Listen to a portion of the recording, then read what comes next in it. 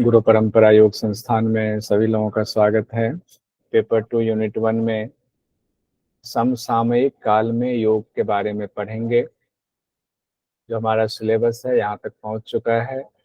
इसमें आज हम लोग श्री श्यामाचरण लाहिड़ी बाबा, श्री टी कृष्णमाचार्य जी, स्वामी शिवानंद सरस्वती, स्वामी राम हिमालय, महर्षि महेश योगी, पंडित श्री राम शर्मा आचार्य जी के बारे में आज हम लोग ये कंप्लीट कर लेंगे।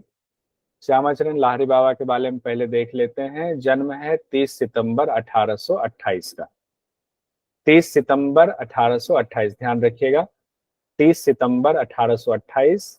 और जो मृत्यु है या मोक्ष या निर्वाण कहें वो है 26 सितंबर 1895, यानी कि 66 साल की उम्र तक रहे श्री श्यामाचरण लाहिड़ी बाबा। इनके गुरुदेव हुए महाअवतार बाबा, और इन्होंने जो दुनिया को सिखाया वो क्रिया योग है। महाअवतार बाबा से क्रिया योग इन्होंने सीखा, और वो क्रिया योग जो गायब हो गया था उस क्रिया योग को आम लोगों के बीच फिर से श्यामाचरण लाहिड़ी बाबा ने सबको सिखाया और अपने गुरु शिष्य परंपरा शुरू की, और उसमें फिर ये आज तक क्रिया योग चला आ रहा है। ऐसा नहीं क्रिया योग बंद हुआ है, अभी भी क्रिया योग जारी है। अब हम लोग आते हैं जन्म और आरंभिक शिक्षा श्यामाचरण लाहिड़ी बाबा का। तो इनका देखिए, जन्म 1828 में कहाँ हुआ था? बंगाल के नदिया जिले में हुआ था। गांव का नाम था धुरनी गांव। धुरनी गांव में इनका जन्म हुआ था। पिता का नाम था गोरे मोहन। पिता थे कौन? गोरे मोहन पिता का नाम था। उन्होंने 2 शादियां की थी। पहली शादी से 2 पुत्र 1 पुत्री हुई, और दूसरी पत्नी से श्यामाचरण लाहिड़ी बाबा का जन्म हुआ। ठीक है, तो इनके 2 माताएं हो गई। गांव के पास नदी बहती थी, तो एक बार क्या हुआ, नदी में बहुत बारिश हुई, नदी में बाढ़ हो आ गया, तो नदी ने अपना जो है स्तर फैला लिया, तो इनका गांव पूरा डूब गया। तो इनका घर भी नदी के आवेश में आ गया। तो ये लोग फिर वहां से छोड़ करके काशी आ गए। काशी के बंगाली टोला में रहने लगे। पूरा परिवार काशी मतलब वाराणसी आ गए, और वाराणसी में बंगाली टोला है, वहां आकर रहने लगे। तो अभी जब हम वाराणसी गए थे तो बंगाली टोला गए, और बंगाली टोला में हमने बाबा लाहिड़ी बाबा का वो घर देखा। अब तो ताला लगा हुआ है वहां पे, और आस पड़ोस में पूछने पर पता चला कि सिर्फ गुरु पूर्णिमा वाले दिन खुलता है, और वहाँ भक्त मंडली आती है, फिर ताला लग जाता है और कोई रहता नहीं। फिर बाद में इनके परिवार ने और दूसरा घर भी ले लिया। तो दूसरा जो घर है वहां भी हम गए हुए थे। तो वहां तो लोग अभी भी रहते हैं, कोई ना कोई प्रतीकात्मक रूप से वहां है। तो वहां शाम को दर्शन करने के लिए वो घर खुलता है, उसमें मूर्ति वगैरह बनी हुई है। तो ये हो गया। वाराणसी के बंगाली टोला में लाहिड़ी बाबा रहने लगे। कब? जब वहां उनका घर डूब गया नदी में, तो वो लोग वाराणसी आ गए थे। अब बचपन इनका वाराणसी में बीतने लगा, और इन्होंने वहीं वाराणसी में हाई स्कूल में ही अंग्रेजी, बांग्ला, हिंदी और फारसी भाषा सीखी। देखिए एक साथ कितनी भाषाएं सीखी, अंग्रेजी भी, बांग्ला भी, बंगाल के थे तो बांग्ला भाषा तो सीखनी ही थी, हिंदी भी और फारसी भाषा भी सीखी। जयनारायण घोषाल जी के द्वारा स्थापित हाई स्कूल था, उसमें इन्होंने अंग्रेजी, बांग्ला, हिंदी और फारसी भाषा सीखी थी। फिर बाद में इन्होंने संस्कृत भाषा का अलग से अध्ययन किया, और प्रकांड विद्वान थे नागोली भट्ट जी, उनसे इन्होंने संस्कृत साहित्य पढ़ा, उपनिषदों का ज्ञान लिया कि क्या है उपनिषद में। और शुरुआत में इनको जानकारी नहीं थी कि इनका पूर्व जन्म कैसा था। अभी सामान्य लोगों की तरह ही जीवन जिए जा रहे हैं। फिर क्या होता है, उम्र बढ़ती है तो माता पिता शादी कर देते हैं, गृहस्थ जीवन में प्रवेश करते हैं। तो 1846 ईस्वी में इनकी शादी हो गई। देवनारायण सान्याल जी थे, उनकी पुत्री काशीमणि देवी के साथ में 1846 में लाहिड़ी बाबा की शादी हो गई। और लाहिड़ी महाशय के 2 पुत्र 2 पुत्रियां हुई। कितने हो गए? 2 पुत्र और 2 पुत्रियां। 1846 में शादी हुई। 1851 में लाहिड़ी महाशय नौकरी करने लगे। उस समय अंग्रेजों का शासन था, तो ब्रिटिश सरकार के सैनिक इंजीनियरिंग विभाग में अकाउंटेंट के पद पर इनकी नियुक्ति हो गई। पढ़े लिखे उस समय जो लोग होते थे उनको नौकरी मिल ही जाती थी। लाहिड़ी बाबा को भी नौकरी मिल गई। कई जगहों पर तबादला हुआ, फिर दानापुर में लंबे समय तक रहे। और इनके परिवार में संपत्ति का भी विवाद हो गया। तो ये इतने मतलब अंदर से दयालु थे कि सौतेले भाइयों को सारी संपत्ति दे दी, और अपने लिए चूंकि नौकरी करने लगे थे तो अपने लिए गरुड़ेश्वर में एक नया घर ले लिया। गरुड़ेश्वर जगह है वाराणसी में ही, वहीं गरुड़ेश्वर में एक नया घर ले लिया था। गुरु से भेंट कैसे हुई इनकी? तो दानापुर में जब ये पोस्टेड थे तो उसी समय इनके पास एक चिट्ठी आई कि आपका ट्रांसफर रानीखेत में हो रहा है। कहाँ तो दानापुर में थे, कहाँ रानीखेत उत्तराखंड के। उस समय रानीखेत बहुत डेवलप नहीं था, बहुत ऐसा इलाका था जो जंगल ही जंगल, अभी भी जंगल है, और उस समय तो बहुत ज्यादा जंगल था। तो इनका तबादला रानीखेत में हो गया, और परिवार को काशी में ही इन्होंने छोड़ा और लारी महाशय रानीखेत अकेले चले गए। और वहां पर इन्होंने ड्यूटी ज्वाइन कर ली। और वो जो जगह था रानीखेत, वो द्रोणगिरी पर्वत का वो इलाका है पूरा। तो उस समय जब ये जंगल के रास्ते से काम के दौरान गुजर रहे थे तो इन्हें लगा कि कोई इनको आवाज दे रहा है। तो इन्होंने आगे पीछे देखा, ऊपर पहाड़ियों पे देखा सब तरफ। तो इनको लगा कि ऊपर कोई युवा एक खड़े हैं जो अपने पास आने का संकेत कर रहे हैं। तो उस दिन शाम हो गई थी तो गए नहीं। दूसरे दिन फिर ये जंगल में घूमने गए। काम बहुत ज्यादा वहाँ ऐसा था नहीं रानीखेत में, इनके डिपार्टमेंट में। तो दूसरे दिन फिर गए तो देखा कि उस शिखर पर युवक खड़े हैं और उनको इशारा कर रहे हैं कि आ जाओ ऊपर। तो इनके मन में भी क्या हुआ, उनको पहचानते थे नहीं। तो ये आराम से चढ़ते चढ़ते चढ़ते चढ़ते उस पर्वत शिखर पे पहुंच गए। और वहाँ उस युवक को इन्होंने कहा, मैं तो आपको जानता नहीं, आप हैं कौन? मैं तो पहचानता ही नहीं हूँ। लारी बाबा को लग रहा था मेरी उम्र तो इनसे ज्यादा है और ये तो युवक जैसे दिख रहे हैं। तो उस युवक ने उनको अब कहा मेरे साथ आओ इस गुफा में। तो वहाँ गुफा में ले गए। तो वहाँ एक कंबल पड़ा था, एक कमंडल रखा हुआ था। तो इनसे कहा कि तुम ये कंबल और कमंडल पहचानते हो? तो इन्होंने कहा नहीं, मैं इसे नहीं पहचानता हूँ। भला मैं कंबल और कमंडल को, इस जगह पे मैं पहली बार आया हूँ तो मैं इसको कैसे पहचानूंगा? तो उन्होंने, महाअवतार बाबा थे वो जो युवक थे, उन्होंने इनके कंधे पे हाथ रखा और इनको कहा कि मैं 40 साल से तुम्हारी प्रतीक्षा कर रहा हूँ और इसी दिन का मुझे इंतजार था, तुमको यहाँ मैंने ही बुलाया है। तो इनके शरीर पे जैसे हाथ रखा, सिर पे हाथ रखा, तो इनको अपने पूर्व जन्म की सारी बातें याद आ गई लाहरी बाबा को। और पूर्व जन्म की सारी बातें याद आ गई और इनको याद आ गया कि वो कंबल और कमंडल जो है वो इन्हीं का है। और ये साधना कर रहे थे और साधना करते करते इनका शरीर छूट गया। तो उसके बाद से कमंडल और ये यही है और इनका दूसरा जन्म हुआ है। फिर इन्होंने, लाहरी बाबा ने उस युवक को, जो कि युवक रूप में है लेकिन कहते हैं कि कितने हजार साल से महाअवतार बाबा उसी वेश में रहते हैं और फिर गायब हो जाते हैं। यानी कि एक योगी का, जो हम लोगों ने हठ योग में पढ़ा है कि हमेशा 16 साल के युवक की तरह दिखते हैं, उस अवस्था में थे। लाहरी बाबा ने उनको साष्टांग प्रणाम किया और फिर कहा कि बाबा, मैं तो आपको पहचान गया हूँ, आप मेरे गुरु महाअवतार बाबा हैं और ये कमंडल और कंबल दोनों मेरा ही है। मैं इसी गुफा में यहाँ तपस्या करता था।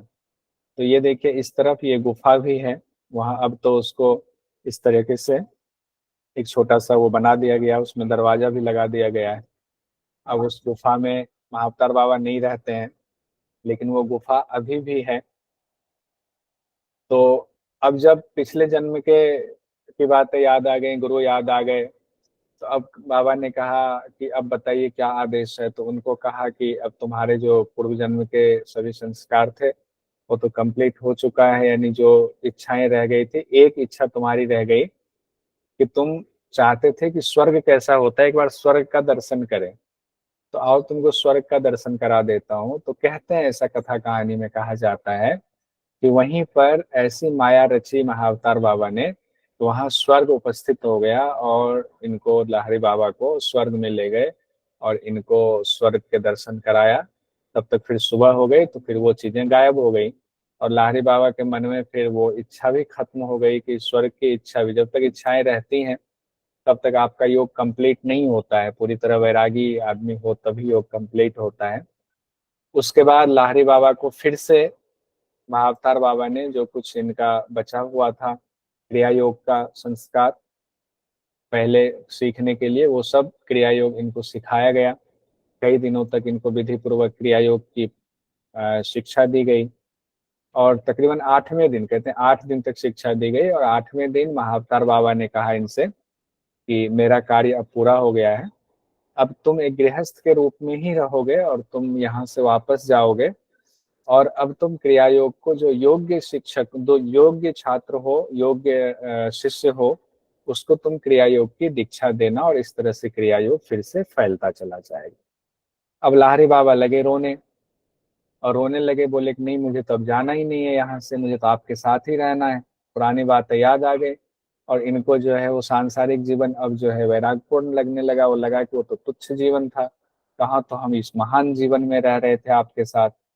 तो महाअवतार बाबा ने कहा कि तुम चिंता मत करो, मैं हमेशा तुम्हारे साथ ही रहूंगा, जब याद करोगे मैं आ जाऊंगा, तुम जाओ। इसीलिए तुम्हारा मैं इंतजार कर रहा था, तुम गृहस्थ बन जाओ, गृहस्थ में बंध जाओ, तब मैं तुमको बुलाऊं। और इसीलिए मैंने गलती से ही रानीखेत में ऐसा किया कि गलती से सब लोगों ने तुम्हें ट्रांसफर रानीखेत किया है। अब उन लोगों को अपने गलती का एहसास होगा और वो तुम्हारा ट्रांसफर फिर से दानापुर कर देंगे, वापस बुला लेंगे। इधर 8 दिन हो गए थे, तो रानीखेत में जो इनके सहयोगी थे उन्होंने सोचा कि शायद जंगल में ये गए और जंगली जानवरों ने इनको कुछ नुकसान पहुंचाया या इनको खत्म कर दिया है। तो वो लोग तो इस बात को लेकर चिंतित थे कि लाहिरी बाबा खत्म हो गए हैं, जंगली जानवर, अब वो ढूंढ ढांढ रहे थे। लेकिन वो जो है फिर पहुंचे, और 8वें दिन के बाद वो पहुंचे, दफ्तर पहुंचे, तो फिर पता चला कि उनको, कि उनके नाम की एक चिट्ठी आई हुई है, और उस चिट्ठी में उनका तबादला जो रानीखेत हुआ था उसको भूल सुधार करते हुए फिर से दानापुर भेज दिया गया। तो ये पूरा जो चक्र था वो लाहिरी बाबा के लिए महाअवतार बाबा ने ही रचा था। अब लाहिरी बाबा फिर से दानापुर वापस आ गए और दानापुर में अपना कार्य करने लगे, और उस दौरान उनकी साधना भी चलती रही। जो योग्य शिष्य उनको होते थे उनको दीक्षा देते थे, लेकिन अपने ऑफिस में उन्होंने किसी को नहीं बताया था कि मैं कोई क्रिया योगी हूँ या मैं बहुत कुछ जानता हूँ। ऐसा उन्होंने कुछ नहीं बताया। कहते हैं ना, योगी अपने आप को छिपा कर रखते हैं, बताते नहीं है। अगर कोई योग्य मिलता है तो उनके सामने ही अपना राज खोलते हैं और उसको शिष्य बनाते हैं, बाकी लोगों को नहीं बनाते हैं। उस दौरान भी कई कथा कहानी है कि अंग्रेज ऑफिसर को इन्होंने किस तरह से उनकी परेशानी हल की थी। तो बाद में अंग्रेज ऑफिसर को पता चला कि ये तो बहुत बड़े योगी हैं। उससे पहले इनको दानापुर के ऑफिस में, क्योंकि ये मदमस्त रहते थे, क्योंकि सारे तनाव इनका खत्म हो चुका था, अब इनके ऊपर कोई तनाव नहीं था। जब योग में ये हो गए, इनको अपने पूर्वजन्म की चीजें याद आ गई, तो इनको सब लोग कहते थे पगला बाबा, क्योंकि ये एकदम मस्त रहते थे, हंसते रहते थे हमेशा। और ऐसा मस्त रहते, सब लोग कहते थे पगला बाबा आ गया, पगला बाबा कहते थे इनको। तो 1880 में इन्होंने रिटायरमेंट ले लिया, वॉलेंटरी रिटायरमेंट लिया, कंप्लीट नहीं किया था, उम्र से पहले रिटायरमेंट ले लिया। और रिटायरमेंट लेने के बाद फिर ये काशी आ गए। तो अब घर चलाने के लिए कुछ और पैसों की जरूरत थी। तो वहाँ के जो राजा थे वाराणसी के, ईश्वरी नारायण सिंह, उनके पुत्र थे सुपुत्र प्रभु नारायण सिंह। उनको ये वेद शास्त्र पढ़ाने के लिए उनके घर पे जाने लगे। उस समय इनको 30 रुपए मासिक वेतन मिलने लगा था।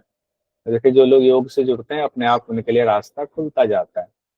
और बाद में इनसे प्रभावित होकर के काशी नरेश और उनके पुत्र दोनों ने क्रिया योग की दीक्षा ली थी। तो जहाँ के राजा ने क्रिया योग की दीक्षा ले ली, तो इनकी प्रसिद्धि ऐसे भी फैलने लगी, चारों ओर इनकी प्रसिद्धि फैलने लगी, शिष्य लोग आने लगे, कतार लगने लगी, और बड़े बड़े जगह जगह के राजा लोग आने लगे इनके पास में। आखिर कौन सी विद्या है कि काशी नरेश ने जो है इनसे वो गुरु ज्ञान लिया हुआ है।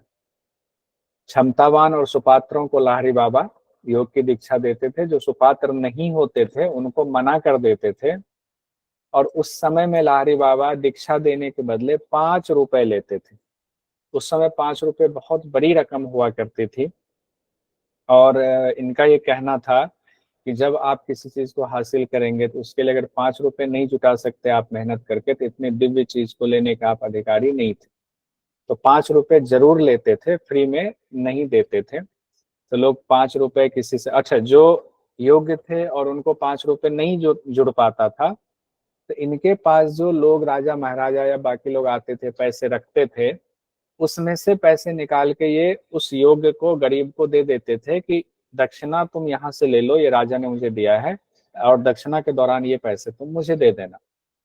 इस तरह से करते थे, लेकिन जो क्षमतावान होते थे उनसे जरूर गुरुदक्षिणा लेते थे। आधुनिक युग में क्रिया योग फैलाने का श्रेय किनको जाता है? लाहिरी बाबा को जाता है, और यही सबसे मेन क्वेश्चन हमारा यूजीसी नेट में आता है। अब अभी इनकी परंपरा के शिष्य लोग जगह जगह फैले हुए हैं, पूरी दुनिया में है, जिसमें योगदा सत्संग सोसाइटी आप जानते होंगे, बहुत मशहूर है और अमेरिका तक फैला हुआ है। उसमें भी कहते हैं क्रिया योग, अभी सिखाते हैं कि नहीं पता नहीं, लेकिन क्रिया योग की परंपरा उसमें भी चल रही है। क्रिया योग क्या है? ये गुप्त क्रिया है योग की। इसको गुरुमुख वाणी भी कहा जाता है, जैसा कि हम लोग योग में पढ़ते हैं कि गुरु शिष्य परंपरा में है, सिर्फ गुरुमुख वाणी, यानी कि सार्वजनिक तौर पर कुछ नहीं बताया जाता है। किसी भी योग की किताब में आपको क्रिया योग के बारे में जानकारी नहीं दी जाती है, गुरु के द्वारा जो बताएगा, और गुरु कहते हैं कि ये जानकारी और किसी को नहीं देनी है। अब सवाल यह है कि क्रिया योग क्या है फिर? तो क्रिया योग, जैसा हम लोगों ने कहा, गुरुमुख वाणी है। क्रिया योग में जो संगम है, जो चीजें कराई जाती है, उसमें मंत्र योग भी है, लय योग भी है, हठ योग का भी अभ्यास है, राजयोग का भी अभ्यास है। तो इन सारी चीजों से कुछ कुछ चीजें लेकर के एक संगम बनाया हुआ है। क्रिया योग में भी कई स्तर होता है कि आपको गुरु ने पहली बार जो दीक्षा दी, उसमें जितना ज्ञान दिया, अगर उसको आप अच्छे से कर लेते हो तो, और गुरु के संपर्क में रहते हो, तो गुरु फिर आपको बताते हैं कि आप इस स्तर को कंप्लीट कर चुके, अगले स्तर के लायक बन गए। इनका अद्भुत संगम है। खींचनी मुद्रा का अभ्यास बिना छेदन क्रिया के ही जिह्वा लंबी करने का इसमें विधान बताया गया। कहते हैं ना, खींचनी मुद्रा हम लोग करते हैं, उसके लिए हठ योग में कहा गया कि जिह्वा को छेदन चालन करना है, लेकिन क्रिया योग में ऐसी विधि बताई गई है, खेचरी मुद्रा के लिए छेदन और चालन नहीं करना है, अलग विधि से ही आपकी जिह्वा लंबी हो जाती है। तो इसलिए ये अद्भुत है क्रिया योग। जैसा कि पहले ही कहा कि ये गुप्त क्रिया है, तो आपको जब दीक्षा दी जाती है तो बताया जाता है कि इसके बारे में अपनी पत्नी से, अपने बच्चे से, अपने माता पिता से, किसी से भी इसकी क्रिया के बारे में जिक्र नहीं करेंगे, और जब क्रिया करेंगे तो एकांत में करेंगे, कमरा बंद करके करेंगे। श्यामाचरण लाहिरी बाबा से दीक्षित हुए जो क्रिया योगी रहे हैं, उन्होंने बाद में अपनी परंपराएं चलाई, बाबा से अनुमति ली कि क्या हम अपनी शिष्य परंपरा शुरू कर सकते हैं। तो बाबा ने जिन जिन को शिष्य परंपरा शुरू करने की दीक्षा दी, उन लोगों ने शिष्य परंपरा शुरू किया, और वो परंपरा आज भी मौजूद है। तो इसको अगर हम देखें तो महाअवतार बाबा सबसे पहले, महाअवतार बाबा ने किनको दिया? तो लाहिरी बाबा को, श्यामाचरण लाहिरी बाबा को ज्ञान दिया। और श्यामाचरण लाहिरी बाबा अगर इनके परंपरा में आए, वैसे तो श्यामाचरण लाहिरी बाबा से बहुत सारे लोगों ने सीखा, तो वो परंपराएं अलग अलग अभी चल रही, लेकिन अगर हम आए कि इनके परिवार के लोगों ने कोई परंपरा चलाई, तो हाँ, इनके 2 पुत्र थे ना, हमने कहा था, 2 कौड़ी लाहिरी बाबा और 3 कौड़ी बाबा। तो 2 कौड़ी लाहिरी बाबा और 3 कौड़ी लाहिरी बाबा हुए। तो 3 कौड़ी लाहिरी बाबा को इन्होंने अधिकृत किया था अपनी परंपरा को वाराणसी में चलाने के लिए। इनको दीक्षा की जिम्मेदारी सौंपी गई, मेरे बाद वाराणसी में तुम दोगे। और इनके पुत्र हुए 3 कौड़ी लाहिरी बाबा के सत्याचरण लाहिरी बाबा। तो उनके पोता हुए सत्याचरण लाहिरी बाबा, और सत्याचरण लाहिरी बाबा से उनके बाद हुए गुरुजी योगी प्रकाश शंकर व्यास, योगी प्रकाश शंकर व्यास जी। तो अभी योगी प्रकाश शंकर व्यास जी हैं जो इस परंपरा को आगे बढ़ा रहे हैं, इनकी पारिवारिक परंपरा के संदर्भ में। हालांकि योगी प्रकाश शंकर व्यास जी उनके परिवार से नहीं है, लेकिन उनके साथ में बहुत साल तक रहे। इनके साथ में सत्याचरण लाहिरी बाबा के साथ में, तो सत्याचरण लाहिरी बाबा ने इनको कहा कि तुम इस परंपरा को आगे बढ़ाओ। और मैं भी गुरुजी यानी योगी प्रकाश शंकर व्यास जी से दीक्षित हूँ। अभी ऑस्ट्रेलिया में रहते हैं, इंडिया में आते हैं साल में एक बार, तो फिर यहाँ जितने लोग होते हैं इनसे पेंडिंग में उनको दीक्षा देते हैं।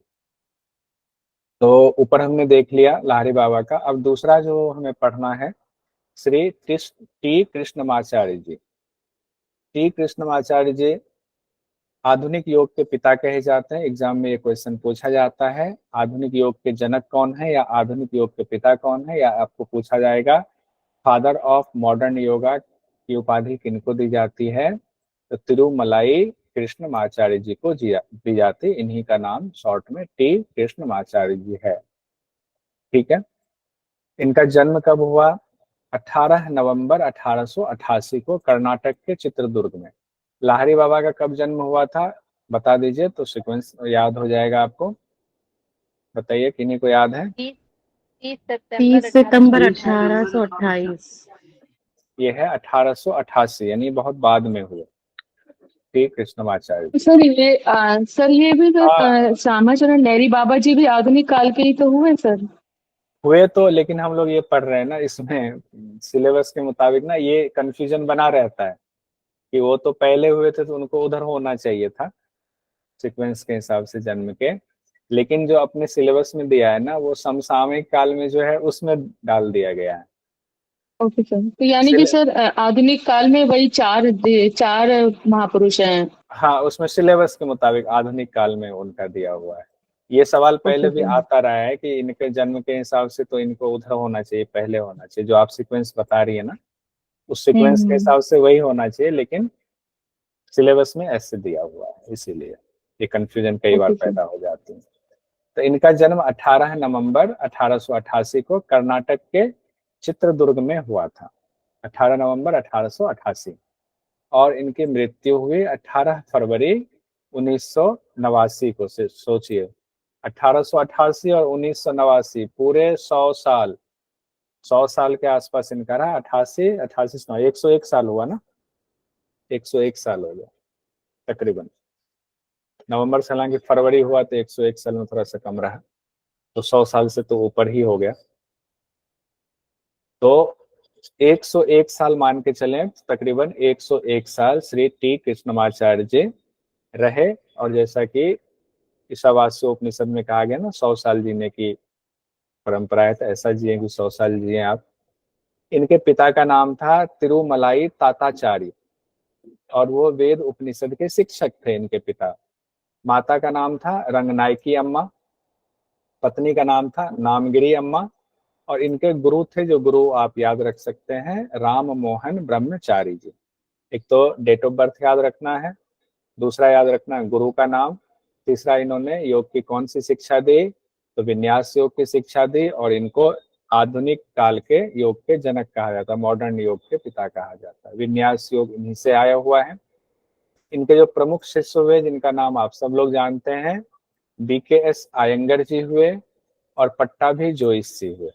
ये दोनों लोग बहुत मशहूर हुए, दोनों लोगों का नाम योग करने वाले तकरीबन सभी लोग जानते हैं। BKS अच्छा आयंगर भाई जी, वही तो अभी भी मिस करते आए थे सर। हाँ इन्हीं टीचिंग नाउ। दोनों की परंपराएं चल रही हैं। BKS आयंगर जी की आयंगर योग बहुत मशहूर है। पट्टाभी जोइस जी का अष्टांग योग वाला जो है इनका, ये भी बहुत मशहूर है।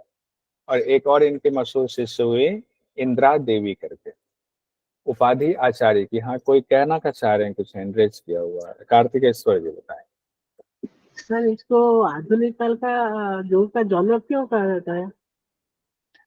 क्योंकि इनके बाद ही जो योग में, योग को जो थेरेपेटिक योगा वाला आया ना, इनके बाद ही आया। उससे पहले थेरेपेटिक योगा इतना ज्यादा प्रकाश में नहीं था। इनके शिष्यों ने, जैसे आयंगर जी ने, इन्होंने जो बताया विन्यास योग दिया, उसमें ब्रीदिंग के साथ उसमें जो है रोग बीमारी कैसे ठीक करना है, तो वो बहुत फैला। फिर इनके शिष्य आयंगर जी ने तो बिल्कुल ही पैटर्न ऐसा बनाया कि लकड़ी का ढांचा बना हुआ है, उसमें एक जरा सा भी पोस्चर आपका इधर से उधर नहीं होना चाहिए। तो इस वजह से कहा जाता है कि आधुनिक योग के पिता हैं, कि जिन्होंने योग को बिल्कुल विज्ञान के कसौटी पर कस दिया। फिर पट्टाभी जोशी जी ने भी विज्ञान की कसौटी पर बहुत कसा योग को, तो आधुनिक काल से बिल्कुल आधुनिकता से जोड़ दिया। नहीं तो पहले क्या था, योग को ऐसा सिर्फ माना जाता था कि योग कोई ऐसी चीज है जो सिर्फ साधु संत ही करेंगे या बुजुर्ग ही करेंगे।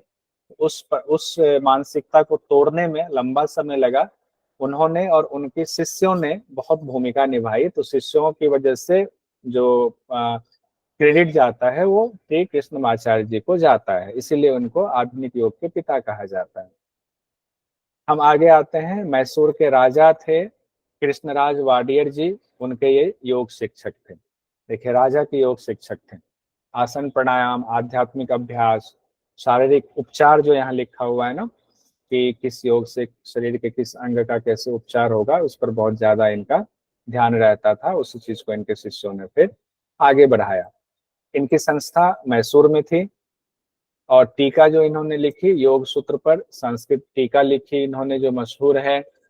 और विदेश में इनका बहुत प्रचार हुआ, अमेरिका में, ब्रिटेन में। 4 किताब इन्होंने लिखी, टीकाएं लिखी, रचनाएं कह सकते हैं उसको। चारों को याद कर लीजिएगा, कहीं नोट कर लीजिएगा। योग मकरंद आता है क्योंकि एग्जाम की दृष्टि से बहुत महत्वपूर्ण है। योग मकरंद और योग वल्ली, ये भी आता है। योग वल्ली, योग मकरंद, योगासन गालो और योग रहस्य। कई बार योग वल्ली को ना योग बली कह दिया जाता है, ध्यान रखिए। तो वो गलती से अगर कहीं लिखा हो, अगर टी कृष्णमाचार्य जी के नाम से, तो वो योग वल्ली है। ठीक है, फिर से नाम देख लीजिए। योग मकरंद, योग वल्ली, योगासन गालो, योग रहस्य। क्या है? योग मकरंद, योग वल्ली, योगासन गालो, योग रहस्य। ये 4 पुस्तक इन्होंने महत्वपूर्ण है जो लिखी थी। अब आगे बढ़ते हैं हम लोग, स्वामी शिवानंद सरस्वती जी के बारे में आते हैं। स्वामी शिवानंद सरस्वती जी एक डॉक्टर थे, और डॉक्टर का पेशा छोड़ करके बाद में योग में आए थे। साउथ के थे और नॉर्थ में आकर के इन्होंने इतना काम किया कि आज भी जब आप ऋषिकेश जाओगे तो ऋषिकेश में ज्यादातर दुकानों में इनकी तस्वीर लगी हुई है। दुकानदारों ने स्वामी शिवानंद सरस्वती जी की तस्वीर, बड़ी बड़ी तस्वीर लगा करके अपनी दुकान में रखते हैं, उनकी पूजा करते हैं। इन्होंने ऋषिकेश को इतना कुछ दिया और इतना कुछ काम किया ऋषिकेश के लिए। आइए देखते हैं इनके बारे में, स्वामी शिवानंद सरस्वती जी के बारे में। स्वामी शिवानंद सरस्वती जी के बचपन का नाम था कप्पू स्वामी। ध्यान रखिए, क्या नाम था? कप्पू स्वामी। जन्म कब हुआ इनका? 8 सितंबर 1887। 8 सितंबर 1887 को इनका जन्म हुआ। कहाँ पे जन्म हुआ? दक्षिण भारत के तमिलनाडु राज्य में हुआ। ताम्रपर्णी नामक नदी है, उसके किनारे है। गांव का नाम पट्टामराई गांव, पट्टामराई गांव जो तमिलनाडु में है। और इनका निर्वाण कब हुआ है? 14 जुलाई 1963 को, 75 वर्ष की उम्र में इन्होंने ऋषिकेश में ही, जो शिवानंद आश्रम आज भी है, उसमें इन्होंने अंतिम सांस ली थी। इन्होंने प्रयाण किया था, यानी कि वहां इनको मोक्ष की प्राप्ति हुई थी। इनके पिता का नाम था श्री पी.एस. वेंगाइयर, श्री पी.एस. वेंगाइयर। और इनकी माता का नाम था पार्वती अम्मा। अब गुरु का नाम महत्वपूर्ण है, जो याद रखना है वो है विश्वानंद सरस्वती। विश्वानंद सरस्वती, और सरस्वती इनके नाम में था, तो इन्होंने अपना नाम अपने शिष्य के साथ में जोड़ा, तो शिष्य का नाम शिवानंद सरस्वती रखा था। पहले इनका नाम कप्पू स्वामी ही था। अब इनकी शिक्षा दीक्षा देख लेते हैं, फिर ऋषिकेश वाला कार्य देख लेंगे। शिक्षा, हाई स्कूल की पढ़ाई अपने गांव में ही शुरू की। इसके बाद ये तिरुचिरापल्ली गए, वहां पर इन्होंने एसपीजी कॉलेज में दाखिला लिया और आगे की पढ़ाई की। तो ये डॉक्टर बन गए। तंजौर मेडिकल कॉलेज में पढ़ाई की 1905 में, और बन गए ये डॉक्टर। डॉक्टर बनने के बाद इन्होंने एक चिकित्सक वाली पत्रिका शुरू की, जिसमें मेडिकल से रिलेटेड चीजें ये छापते थे। उसका नाम था द एम्ब्रोसिया, द एम्ब्रोसिया नाम से इन्होंने एक चिकित्सा पत्रिका शुरू किया। और 1913 में फिर ये मलेशिया चले गए। परिवार वालों ने बहुत विरोध किया कि यहीं रहो, कोई दिक्कत नहीं है, लेकिन इनका मन नहीं लगा, तो ये मलेशिया चले गए। और मलेशिया में उन्होंने नौकरी की और लंबे समय तक वहां रहे। 10 वर्ष तक काम किया मलेशिया में, और 1923 में वापस भारत लौट आए। मलेशिया में नौकरी करके, डॉक्टर रह करके 10 साल के बाद 1923 में इंडिया लौट आए। और यहाँ इनकी मुलाकात हो गई विश्वानंद सरस्वती जी से। ध्यान रखिएगा, इनके गुरु का नाम है विश्वानंद सरस्वती। उनकी मुलाकात, यानी कप्पू स्वामी की मुलाकात विश्वानंद सरस्वती जी से हुई। और वहां इनसे इतने प्रभावित हुए, इतने प्रभावित हुए, और गुरु ने भी पहचान लिया कि इसके अंदर आध्यात्मिक शक्ति है, उसको जगाने की जरूरत है। तो उनको कहा कि तुम मेरा शिष्य बन जाओ और तुम्हें बहुत सारा कार्य करना है, डॉक्टरी से भी बड़ा कार्य करना है। तो उनको अपना शिष्य बना लिया, यानी उन्होंने सन्यास की दीक्षा ले ली विश्वानंद सरस्वती जी से, और अब कप्पू स्वामी हो गए शिवानंद सरस्वती। ठीक है, कप्पू स्वामी क्या हो गए? शिवानंद सरस्वती हो गए, क्योंकि सन्यास के बाद नया नाम, जिस परंपरा में आप सन्यास लेते हैं उस परंपरा के हिसाब से आपका नामकरण होता है। अब क्या क्या इन्होंने काम किया? ये चले गए ऋषिकेश, ऋषिकेश में रहने लगे, वहाँ गरीबों की सेवा, लोगों को योग की शिक्षा देना, लोगों को प्रवचन देना, और वहाँ अपनी साधना भी करना। मेन तो अपनी साधना था, तो अपनी भी साधना करते थे। और 1927 में इन्होंने, जहाँ लक्ष्मण झूला है ऋषिकेश में, अगर आप लोग गए होंगे, तो वहाँ एक हॉस्पिटल इन्होंने खोला, चिकित्सालय खोला, एनजीओ के तौर पर, बिल्कुल फ्री सेवा, और वो चिकित्सालय आज भी है।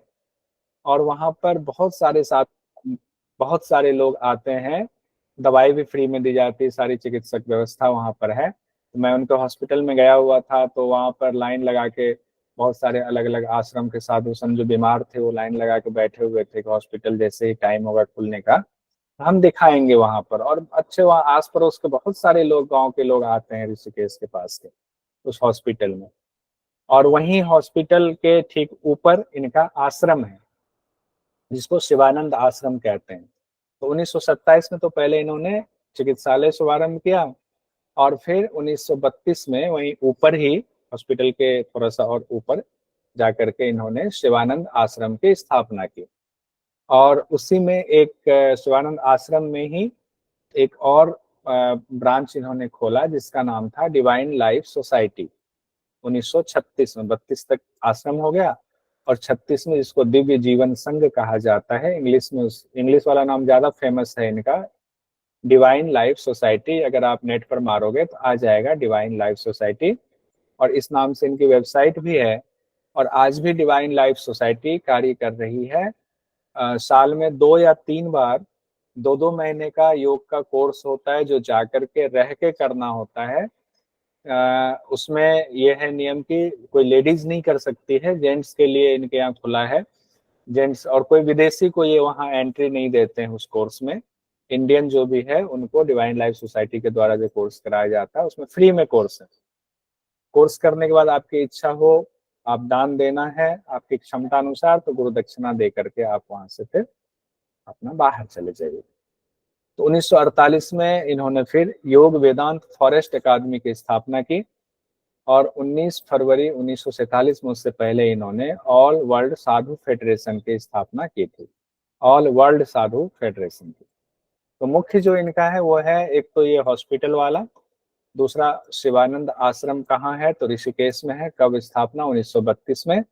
और डिवाइन लाइफ सोसाइटी किन से जुड़ा हुआ है, तो ये शिवानंद सरस्वती जी से जुड़ा हुआ है। ये मेन इनका कार्य में, जितने कार्य पढ़े उनमें भी वो इम्पोर्टेंट है। और इन्होंने, चूंकि ये डॉक्टर थे ही, तो स्वास्थ्य और आयुर्वेद पर भी इन्होंने काफी कुछ काम किया।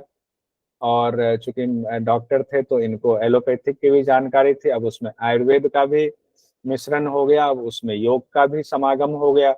आध्यात्मिक तो हो ही गई गुरु से जुड़ने के बाद। तो इन्होंने इन सबको मिला करके कई पुस्तकें लिखी, 300 से अधिक किताबें इन्होंने लिखी हैं। और आप अगर जाओगे ऋषिकेश तो इनकी जो दुकान है डिवाइन लाइफ सोसाइटी की दुकान, मतलब जो किताबें वहाँ बिक्री होती है, उसमें इनकी किताबें आप आराम से खरीद सकते हो। मैं भी 1-2 किताब खरीद करके लेकर आया हुआ था। अब शिवानंद सरस्वती जी के जो शिष्य हुए, जो इतने महान थे, तो उनके शिष्य भी कोई साधारण नहीं हुए, महान महान लोग हुए, जिन्होंने अपनी ख्याति से दुनिया को बहुत लाभ पहुंचाया। जिसमें स्वामी चिन्मयानंद जी का नाम आपने सुना होगा, चिन्मय मिशन के संस्थापक हैं चिन्मयानंद जी, इन्हीं के शिष्य हुए। स्वामी ज्योतिर्मयानंद जी हुए, जिन्होंने कि अमेरिका में योग रिसर्च फाउंडेशन की स्थापना की और अमेरिका में उनको बहुत योग को फैलाया।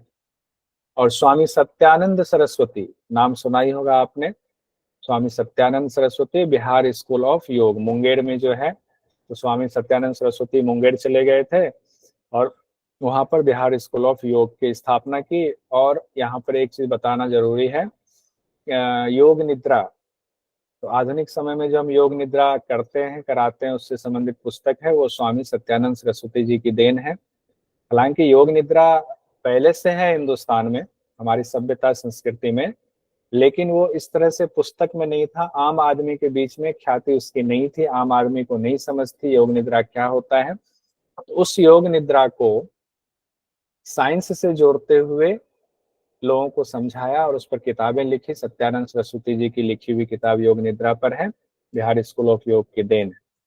तो अगर आ जाए योग निद्रा कहाँ से जुड़ा हुआ है, या तो बिहार स्कूल ऑफ योग आएगा या स्वामी सत्यानंद सरस्वती जी आएगा। उसके बाद इनके शिष्य हुए शिवानंद सरस्वती जी के स्वामी सतानंद जी। ये मलेशिया और सिंगापुर में इन्होंने बहुत काम किया, वहाँ योग को बहुत फैलाया, ललित कलाओं के संस्थापक रहे हैं जगह जगह। स्वामी शिवानंद राधा करके एक हुए, ये कनाडा चले गए, वहाँ यशोधरा आश्रम की स्थापना की कनाडा में।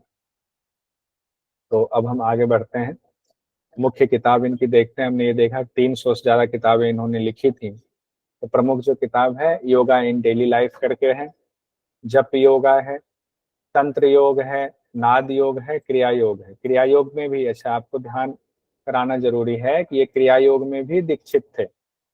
ऐसा कहा जाता है कि लाहरी बाबा से इन्होंने क्रिया योग की दीक्षा ली थी, शायद ऐसा कहीं मैंने पढ़ा हुआ है, एक बार क्रॉस चेक करना पड़ेगा। तो तंत्र योग, नाद योग, क्रिया योग से संबंधित किताब लिखी, कुंडलिनी योग लिखा, साइंस ऑफ प्राणायाम इन्होंने ये किताब लिखी थी। उसके बाद अब आते हैं हम लोग स्वामी राम हिमालय पर। स्वामी राम हिमालय जी के बारे में उनको कहा ही जाता था, चूंकि हिमालय में इतने घूमते थे तो उनको स्वामी राम हिमालय के नाम से जाना। इनके बचपन का नाम था ब्रिज किशोर कुमार। जन्म इनका हुआ 2 जुलाई 1925 ईस्वी को। अब ये 1925 वाले हैं, स्वामी राम हिमालय कब, 2 जुलाई 1925। जन्म स्थान इनका टोली गढ़वाल, हिमालय, उत्तराखंड। टोली गढ़वाल यानी गढ़वाल में हुआ, जो कि उत्तराखंड में है।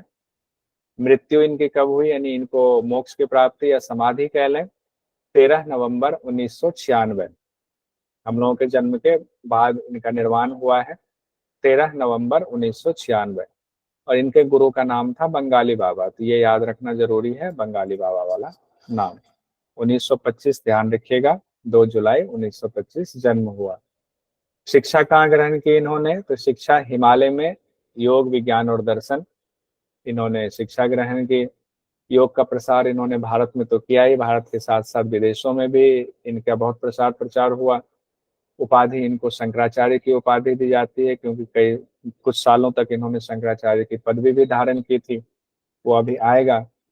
आश्रम जो इनका है living with the Himalaya masters, वो काठमांडू नेपाल में इनका है, क्योंकि उत्तराखंड से सटा हुआ है नेपाल, तो उधर इन्होंने जाकर के काठमांडू में आश्रम बनाया था। आश्रम का नाम living with the Himalaya masters करके उसका नाम है, रखा है। मेडिटेशन और एंड इट्स प्रैक्टिस इनकी किताब का नाम है, जो 1992 में प्रकाशित हुई। इनकी रचनाओं में, मुख्य रचनाओं में आता है क्या, मेडिटेशन एंड इट्स प्रैक्टिस, 1992। इन्होंने जो स्थापना की वो हिमालयन इंस्टीट्यूट ऑफ योग, अभी भी अगर मारेंगे आप तो ये निकल कर आता है, हिमालयन इंस्टीट्यूट ऑफ योग साइंस एंड फिलोसफी। उसमें सिर्फ योग ही नहीं, योग को साइंस से जोड़ा, फिलोसफी से जोड़ा, तो हिमालयन इंस्टीट्यूट ऑफ योग साइंस एंड फिलोसफी। विशेषता क्या है, इन्हें हिमालय के योगी नाम से भी जाना जाता है, इसलिए स्वामी राम और इनको ब्रैकेट में हिमालय लिखा जाता है। आगे बढ़ते हैं। इनके कई गुरुओं से इन्होंने शिक्षा ली थी, एक गुरु का नाम तो हमने देखा। और इन्होंने दिव्य जो संत थे उस समय, अघोरी बाबा एक थे, एक सोमवारी बाबा थे, और एक गुदरी बाबा थे। गुदरी बाबा भी बहुत मशहूर हुए थे, तो उनकी कृपा और आशीर्वाद मिला, उनसे योग की बहुत सारी शिक्षाएं इन्होंने ली, और उसका अभ्यास करते करते योग में कई सिद्धियां प्राप्त कर ली थी स्वामी राम ने। इसके बाद स्वामी राम ने भारत के कई शहरों में, जैसे बेंगलोर में, प्रयाग यानी इलाहाबाद में, वाराणसी में जा करके वहाँ जो बड़े बड़े विद्वान थे उनसे शिक्षा ग्रहण की विभिन्न विषयों में। और इसके बाद ऑक्सफोर्ड यूनिवर्सिटी इंग्लैंड से भी इन्होंने डिग्री प्राप्त की थी। सोचिए कितने पढ़े लिखे थे। ऑक्सफोर्ड यूनिवर्सिटी इंग्लैंड भी गए, वहां से भी डिग्री प्राप्त की। और जब 24 साल के थे ये, तो उस समय इनको करवीर पीठ में, दक्षिण भारत में है, वहां का शंकराचार्य इनको घोषित कर दिया गया था। इनकी विद्वता, इनकी आध्यात्मिक शक्ति, विज्ञान और साइंस सबका ऐसा मिश्रण था, ऐसी दिव्य ज्योति इनकी हो गई थी कि इनको शंकराचार्य की गद्दी पर बिठा दिया गया करवी पीठ में। और यहाँ ये 1949 से 1952 तक तकरीबन 4 साल तक शंकराचार्य की पदवी इन्होंने संभाला, कार्य किया। और बाद में इन्होंने उस गद्दी को, यानी शंकराचार्य की गद्दी को 4 साल के बाद 1952 में छोड़ दिया था। और छोड़ करके फिर ये अपना आश्रम इन्होंने स्थापित कर लिया था। और जब छोड़ा था वहां से, तो कुछ भी नहीं, एक चप्पल भी नहीं लिया, नंगे पांव निकल गए। एक कमंडल लिया और जाकर के अपना नेपाली क्षेत्र में, हिमालय में पर इन्होंने अपना आश्रम बनाया था। पहला आश्रम इन्होंने स्थापित किया काठमांडू से के पास है, ये जो हम लोगों ने पढ़ा काठमांडू में, वो है धुली लेख में है। धुली लेख एक जगह है, धुली लेख के पास इनका घने जंगल में इन्होंने आश्रम बनाया था। और आजकल उस आश्रम का नाम है हंसदा योग आश्रम। अगर आप उधर घूमने जाएं तो एक बार जरूर देख लें हंसदा योग आश्रम उधर कुछ है क्या, तो आपको पता चल जाएगा। और इन्होंने लंदन चिकित्सा सलाहकार के रूप में भी अपनी सेवाएं दी थी। ये सब एक्स्ट्रा जानकारी रहे तो अच्छा है। इतना ही नहीं, चूंकि साइकोलॉजी पर भी इनकी अच्छी पकड़ थी, तो मॉस्को में, रूस में इन्होंने परामनोवैज्ञानिक अनुसंधान केंद्र के साथ मिलकर के भी कई रिसर्च पर जिन्होंने काम किया था।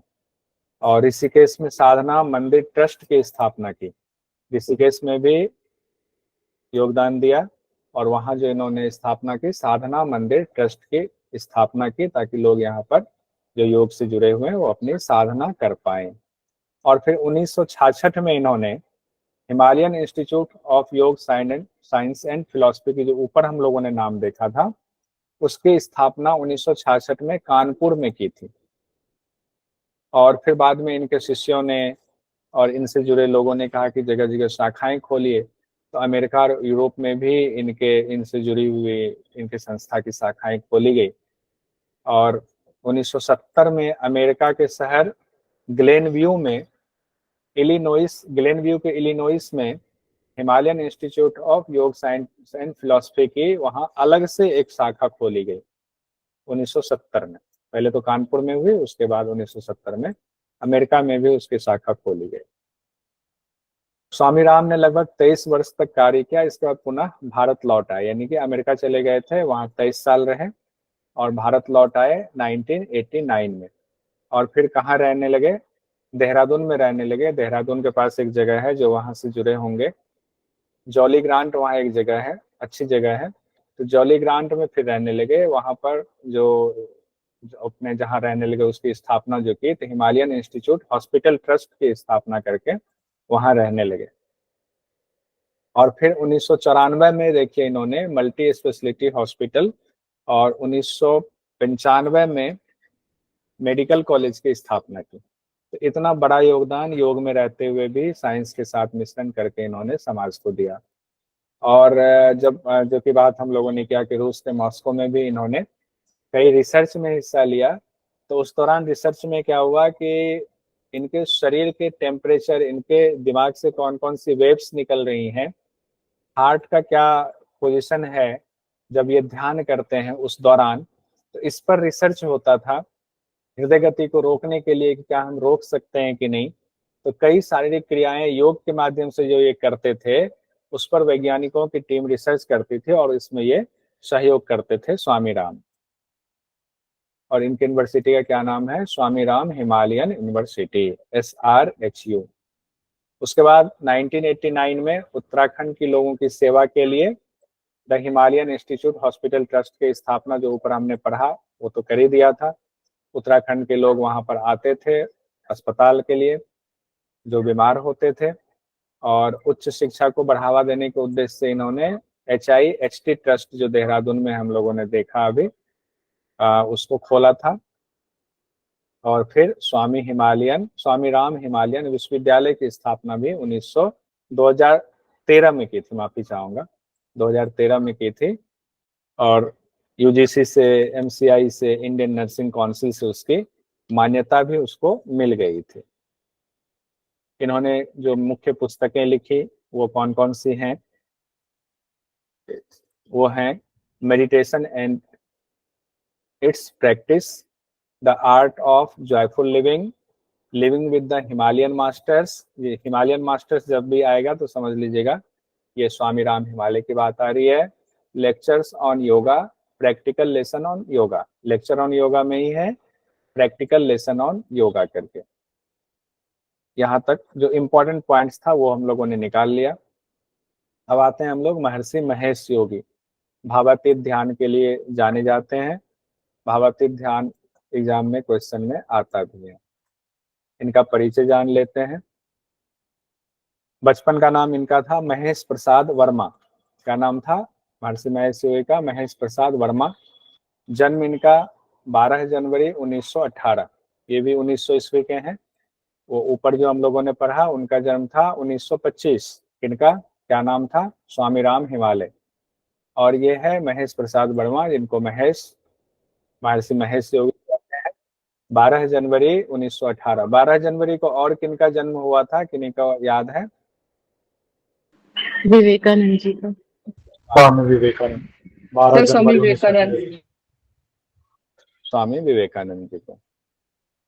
और इनके गांव का नाम था पांडका, छत्तीसगढ़ के रहने वाले थे। जो राजिम, वहाँ एक जगह है राजिम के शहर के पांडका गांव के रहने वाले थे। इनका निर्वाण का जो समय है वो 5 फरवरी 2008। बाद में नीदरलैंड में रहने लगे थे और नीदरलैंड में अभी भी इनका आश्रम चलता है, वहाँ इनके शिष्य रहते हैं। गुरु इनके हैं ब्रह्मानंद सरस्वती, गुरु थे। गुरु कौन थे? ब्रह्मानंद सरस्वती। और यहाँ एक नाम लिखा हुआ है शिष्य रविशंकर जी। तो रविशंकर जी इनके, कहते हैं बहुत सारे लोग कि शिष्य हैं, लेकिन मैं जहाँ तक जानता हूँ रविशंकर जी इनके शिष्य नहीं हैं, गुरु भाई थे इनके। तो इनको गुरु भाई ही रहने देते हैं रविशंकर को, क्योंकि श्री श्री रविशंकर जो अभी हम लोग जानते हैं आर्ट ऑफ लिविंग, उनके भी गुरु ब्रह्मानंद सरस्वती जी ही थे। और बाद में महेश योगी और रविशंकर जी मिलकर के, दोनों मिलकर के आगे बढ़े और इन्होंने योग की विधाओं को सिखाना शुरू किया। जब काम करते थे महर्षि महेश योगी और श्री श्री रविशंकर जी एक साथ ही काम करते थे। महर्षि महेश योगी इनके गुरु भाई थे और वरिष्ठ गुरु भाई थे, तो इनके अंडर में काम करते थे। बाद में ये श्री श्री रविशंकर जी महर्षि महेश योगी जी से अलग हो गए। अलग होकर के इन्होंने आर्ट ऑफ लिविंग की स्थापना की थी। इसीलिए शिष्य की जगह पर गुरु भाई कहना ज्यादा अच्छा होगा, क्योंकि श्री श्री रविशंकर के गुरु भी ब्रह्मानंद सरस्वती ही थे। हाँ, हम लोग पढ़ रहे हैं महर्षि महेश योगी जी की शिक्षा की बात करें तो इनकी शिक्षा इलाहाबाद विश्वविद्यालय में भौतिकी में ये स्नातक थे, ग्रेजुएट थे। पुस्तक इन्होंने लिखी art of living Gita. Art of living Gita करके इन्होंने किताब लिखी थी। और जैसा कि हम लोगों ने देखा, भावातीत ध्यान की जो बात आती है, भावातीत ध्यान। आइए अब आते हैं महर्षि महेश योगी जी पर। भावातीत ध्यान जुड़ा हुआ जो एग्जाम में आता है। भावातीत ध्यान में मंत्र जप की चर्चा है, होंठ का उसमें कैसे होना चाहिए, जिह्वा बंद क्या होता है, और वैज्ञानिक रूप उसका, उसको साइंस से जोड़ करके, चूंकि भौतिकी में स्नातक थे ये, तो साइंस से योग को जोड़ करके आगे काम बढ़ाते थे। तपस्या इन्होंने 42 साल तक कहते हैं कि इन्होंने तपस्या की थी।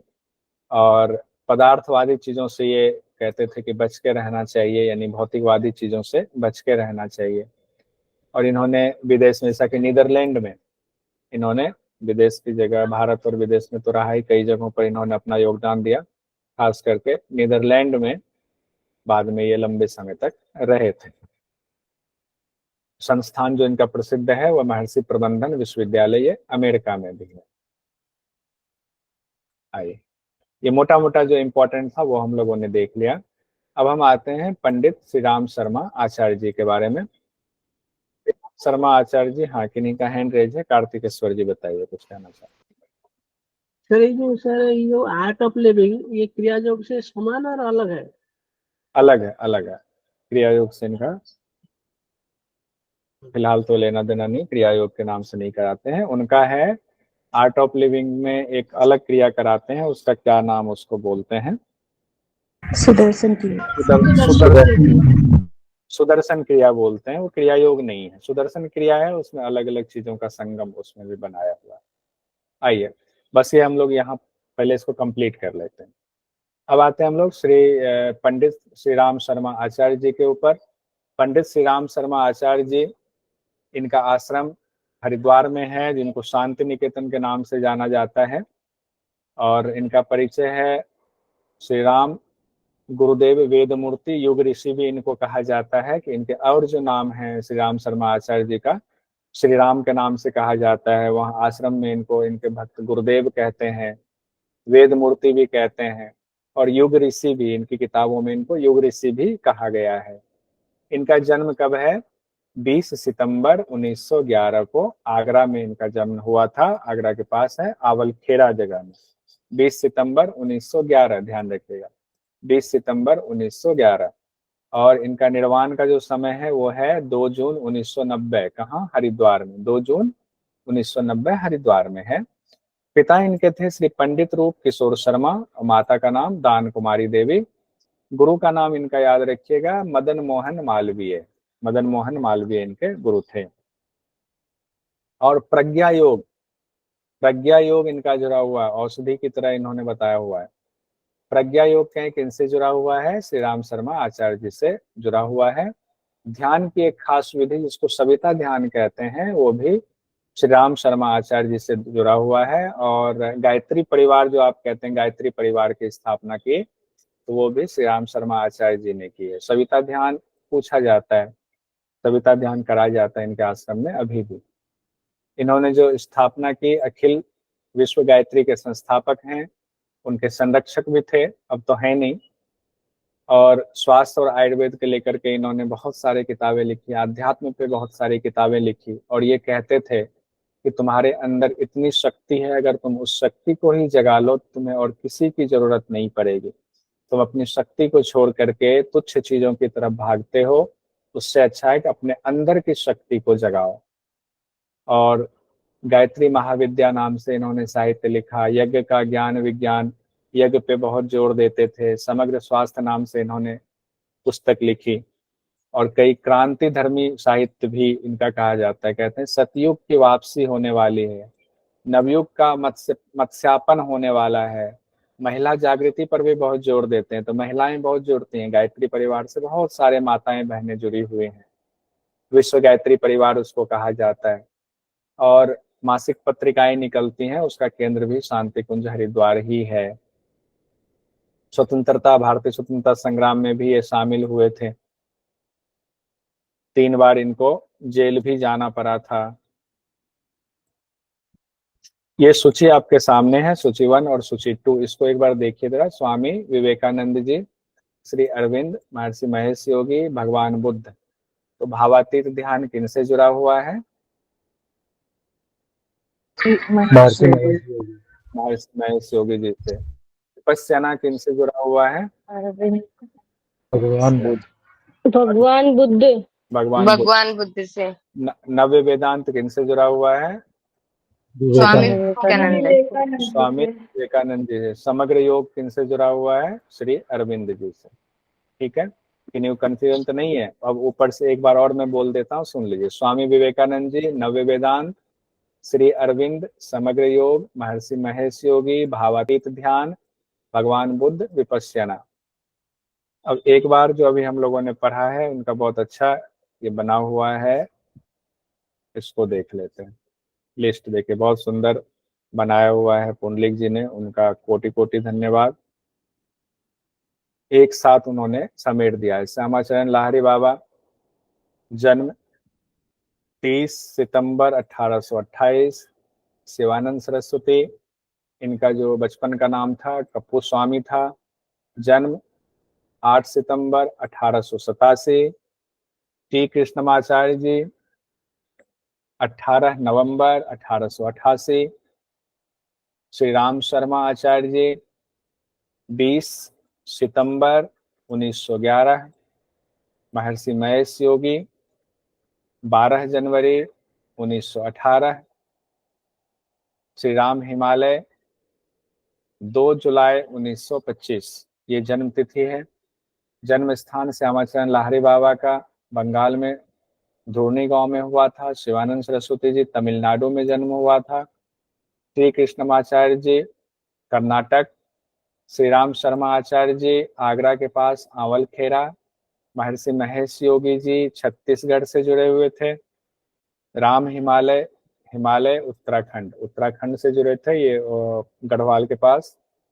अब अगर निर्वाण की बात आए, श्यामाचरण लाहिड़ी बाबा 26 सितंबर 1895, शिवानंद सरस्वती 14 जुलाई 1963, टी कृष्णमाचार्य जी 28 फरवरी 1989, श्री राम शर्मा आचार्य जी 2 जून 1990, महर्षि महेश योगी 5 फरवरी 2008, राम हिमालय स्वामी राम हिमालय 30 नवंबर 1996।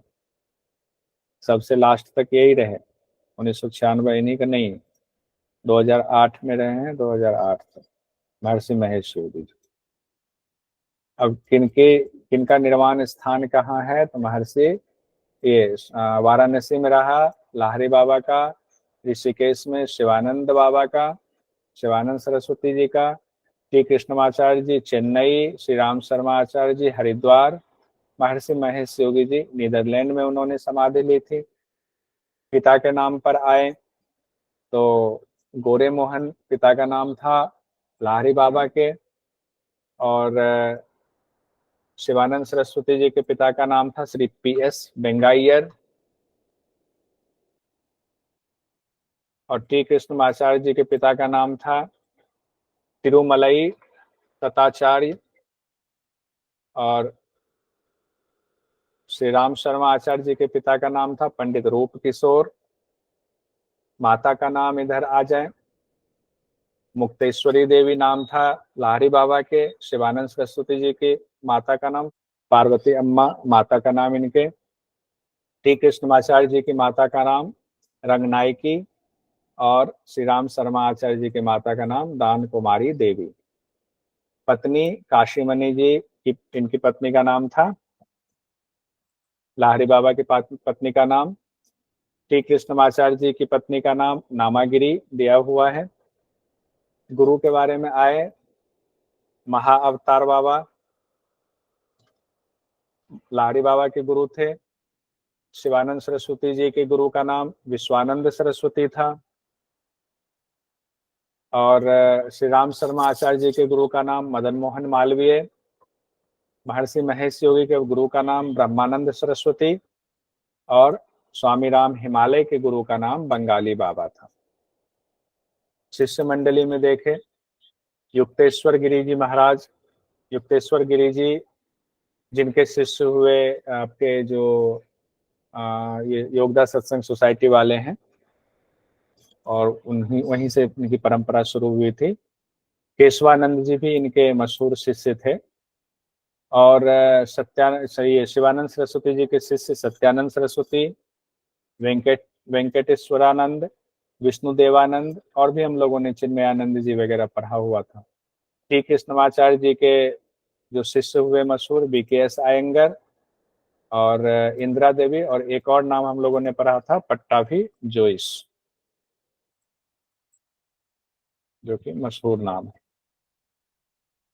श्री श्री रविशंकर जी इनके शिष्य में तो खैर नहीं कहेंगे, गुरु भाई थे। हमसे परंपरा का हुआ तो एक मिनट नेहा जी, क्रिया योग से संबंधित हो गए लाहिड़ी बाबा, सम्मिश्रण योग हो गए आपके शिवानंद सरस्वती, विन्यास कर्म योग अगर आ जाए तो ये हो गए टी कृष्णमाचार्य जी, प्रज्ञा योग अगर आ जाए तो श्री राम शर्मा आचार्य जी, भावातीत ध्यान महर्षि महेश योगी। क्या हो गया, कुछ कहना चाह रहे हैं कार्तिकेश्वर जी? बीच सर स्क्रीन सब शेयर हो रहा है, स्क्रीन शेयर हो रहा है। रचनाएं एक साथ हम लोग देख रहे हैं दोबारा, इसलिए रचनाएं लाहिरी महाशय ने भी गीता पर भाष्य लिखा था, उनकी गीता का नाम अभी मुझे ध्यान नहीं आ रहा था। गीता पर बहुत सुंदर भाष्य इन्होंने किया था। श्री शिवानंद सरस्वती ने 300 किताबें लिखी थी। श्री टी कृष्णमाचार्य जी की 3 किताबें बहुत महत्वपूर्ण है, योग मकरंद, योग वल्ली और योग रहस्य। और उसके बाद आते हैं स्वास्थ्य और आयुर्वेद पर कई किताबें श्री राम शर्मा आचार्य जी ने लिखी हैं। आर्ट ऑफ लिविंग गीता करके जो लिखा है महर्षि महेश योगी ने, और स्वामी राम हिमालय जी के नाम आता है जो इम्पोर्टेंट है, मेडिटेशन एंड इट्स प्रैक्टिस, 1992 में इन्होंने किताब छपवाई थी। स्थापना अगर आए तो इन्होंने कोई स्थापना नहीं की थी, लेकिन इन्होंने हाई स्कूल खुलवाने में मतलब लड़कियों के लिए हाई स्कूल खुलवाया था लाहिरी बाबा ने वाराणसी में। उस समय में सोचिए लड़कियों के लिए हाई स्कूल खुलवाया था। और शिवानंद आश्रम, शिवानंद सरस्वती, मैसूर में ये क्या दिया हुआ। गायत्री संस्थापक श्री राम शर्मा आचार्य जी, विश्व गायत्री नाम से भी स्थापना है। और एक विश्वविद्यालय की भी स्थापना की है, क्या नाम है किन्हीं को याद है? देव संस्कृति विश्वविद्यालय, जो कि उनके कैंपस में ही है, शांति निकेतन में ही है। महर्षि महेश योगी महर्षि प्रबंधन विश्वविद्यालय अमेरिका में है। और Himalaya Ram Swami Rama Himalayan institute of yoga science करके इनका है महत्वपूर्ण संस्था। कुछ क्वेश्चंस हम लोग देख लेते हैं जो कुछ पूछा गया है, एक बार नजर डालते हैं। दिसंबर 2023 में पूछा गया, सूची 1 के साथ सूची 2 का मिलान करना है। सूची 1 में है महर्षि दयानंद सरस्वती, तुलसीदास, श्री अरविंद, स्वामी शिवानंद सरस्वती। तो 3 तो हम लोग पहले पढ़ चुके थे, एक अभी हम लोगों ने पढ़ा है। महर्षि दयानंद सरस्वती ज्योति शक्ति प्रज्ञा, क्वेश्चन कर चुके हैं, फिर से दोबारा हम कर रहे हैं। आर्याभि विनय, तो क्या है इनका? दयानंद सरस्वती का आर्याभि करके। आर्याभिविनय। तुलसीदास जी का है विनय पत्रिका। श्री अरविंद का है लाइफ डिवाइन। ठीक है। स्वामी शिवानंद सरस्वती का ज्योति शक्ति और प्रज्ञा। ठीक है। अब आते हैं हम लोग, एक क्वेश्चन फरवरी 2023 में पूछा गया। इसमें एक आ गया, श्री पंडित श्री राम शर्मा आचार्य जी अपने सविता ध्यान धारणा के निर्देश में स्थूल, सूक्ष्म व कारण शरीर से संबंधित किन शब्दों का प्रयोग करते हैं? तो गुलशन जी सविता ध्यान करके आए हुए हैं हरिद्वार से, तो बताइए कौन सा होगा? तृप्ति, तुष्टि और शांति है इसका। तृप्ति, तो पहले भी ये कंफ्यूजन हुआ था।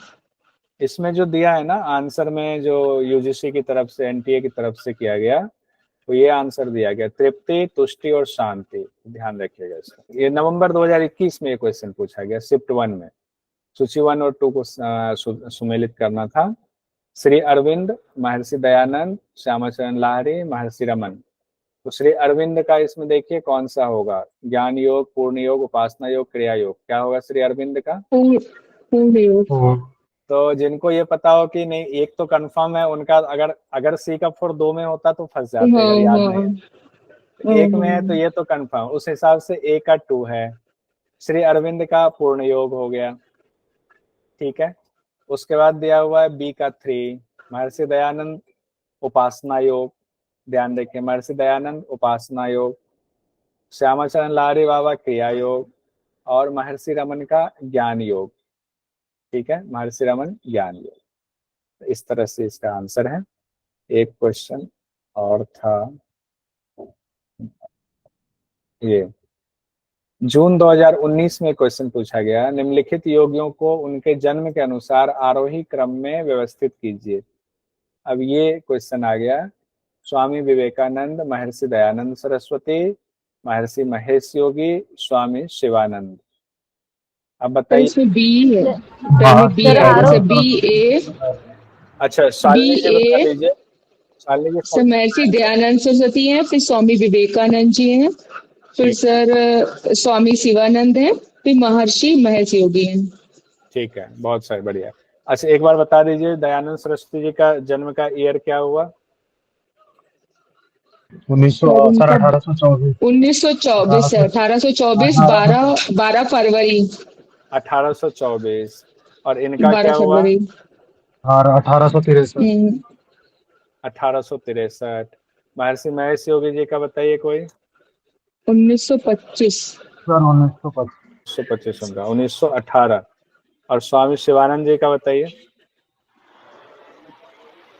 1887। 1857 1887। अब देखिए आंसर अपने आप बन गया। 1824 पहले, 63 फिर 87, फिर 1918। तो हो गया BADC। BA है किसी में BADC? नहीं है सर। ये वाला ये गलत होगा ना, BADC इससे होगा, ऐसा थोड़ी है कि BADC तीसरा आंसर होगा। दयानंद सरस्वती BADC, ये गलत आंसर लिखा, ये आंसर सही होगा। हाय। एक क्वेश्चन पूछा गया यूजीसी नेट JRF जून 2019 में, सूची 1 और सूची 2 को सुमेलित कीजिए। ये तो कर चुके हैं, फिर से पूछा गया 2019 में। श्यामाचरण लाहिड़ी, कृष्णमाचार्य, महर्षि महेश योगी, श्री राम शर्मा आचार्य। तो लाहिड़ी बाबा क्रिया योग हो गए, कृष्णमाचार्य विन्यास योग हो गए, विन्यास महर्षि महेश योगी भावातीत ध्यान, श्री राम शर्मा आचार्य प्रज्ञा योग। प्रज्ञा योग। ठीक है, तो इसका आंसर सही क्या हो गया ऊपर से देखें तो पहले हो गया 4, कृष्णमाचार्य जी विन्यास योग 3, महर्षि महेश योगी भावातीत ध्यान 2, श्री राम शर्मा आचार्य जी प्रज्ञा योग 1। ये आपके आंसर हो गए।